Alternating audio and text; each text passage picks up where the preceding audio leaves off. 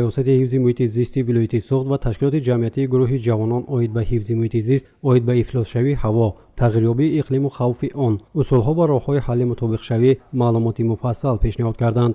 ин ва дигар иттилоъ дар бораи масъалаҳои вобаста ба ҳифзи муҳити зист дар чорабинӣ оид ба паст кардани таъсири манфии тағйирёбии иқлим тавассути баланд бардоштани огоҳӣ ва ҷалби ҷонибҳои манфиатдор ки бо ибтикори риёсати ҳифзи муҳити зист ва ташкилоти ҷамъиятии болозикр гузаронида шуд, қайд гардид. иттилоъ дода шуд ки айни замон дар 5 минтақаи ҷумҳурии тоҷикистон 11 нуқтаи муайян кардани сатҳи заҳролудшавии ҳаво гарчанде фаъолият дорад, он аз миқдори зарурӣ кам буда, тибқи иттилоъи мутахассисон хавфи болоравии ифлосшавии ҳавои атмосфера таваҷҷӯҳи бештарро тақозо доштаву дар 3 соли охир болоравии он ташвишовар боқӣ мемонад. Замеры качества атмосферного воздуха является одним из важных показателей мониторинга за состоянием окружающей среды. андоза ва нишондиҳандаҳои сифати ҳаво яке аз омилҳои муҳими мониторинги ҳолати муҳити зист мебошад. пажӯҳиш ва мониторинги мо нишон медиҳад ки ҳамасола сифати ҳаво на танҳо дар шаҳри хуҷанд, балки дар дигар манотиқи тоҷикистон ва осиёи марказӣ низ бадтар мешавад. асосан олимон инро ба афзоиши ҳаҷми нақлиёти автомобилӣ, истифодаи ангишт, тараққиёти саноат ва дигар омилҳои марбут медонанд ки ба ҳавои атмосфера моддаҳои алоҳида мебароранд. аммо барои он ки дар ин бора муфассал сухан ронем, бояд ин корро давом дода, таҷҳизоти зарурӣ ва стансияҳоро зиёд кунем ва мутахассисонро ба ин соҳа ҷалб намоем. Привлекать специалистов в этой отрасли.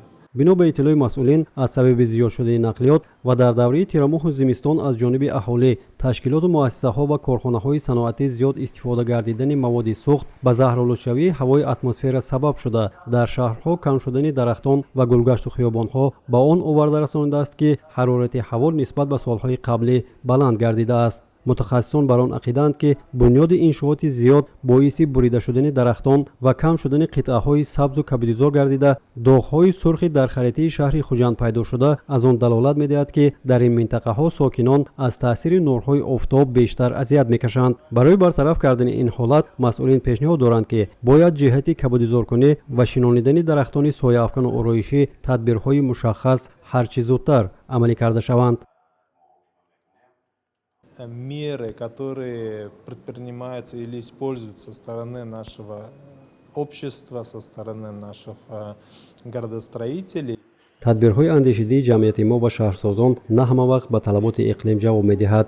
боз ин масъалаи шаҳрсозӣ ва афзоишу рушди шаҳрҳо мебошад ва агар маълумот оид ба 20 соли охирро муқоиса кунем, аз ҳисоби сохтмон ва буридани дарахтон шумори майдонҳои сабз якчанд маротиба кам шудааст. ин ба болоравии ҳарорати ҳаво таъсир мерасонад ва таҳлилҳои мо нишон медиҳад ки имсол дар шаҳри хуҷанд ҳарорати ҳаво таи 20 соли охир аз ҳама баланд буда, ин тамоюл сол то сол меафзояд.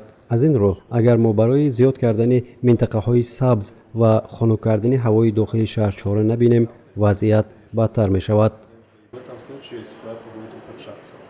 масоили дигаре ки иштирокдорони чорабинӣ атрофи он мубодилаи афкор намуданд, ин санҷиши таркиби хок ва кам шудани обҳои зеризаминӣ буд. тавре ки иттилоъ гирифтем, охирин маротиба аз ҷониби мутахассисони соҳа солҳои 50-уми асри гузашта барои муайян кардани сатҳи обҳои зеризаминӣ тадқиқот бурда шудааст. 10 сол пеш агар аз чуқурии 200 метр ҳангоми кофтани чоҳҳои амудӣ об кашида шавад, имрӯз аз чуқурии 300 метр метавон об гирифт, мегӯянд масъулин.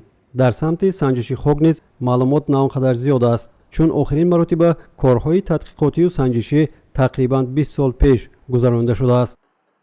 воқеан ҳам масъалаи хеле муҳим мебошад ва он фактор рақамҳое ки имрӯз мо гуфта истодаем аз рӯи гузарондани омӯзишу тадқиқоти ташкилотҳои ҷаҳонӣ мебошад ва дар маҷмӯъ дар ҷаҳон дар ҳақиқат имрӯз хеле ки маълумотҳо пешниҳод мегарданд, мо аз шабакаҳои иҷтимоӣ онро дида метавонем.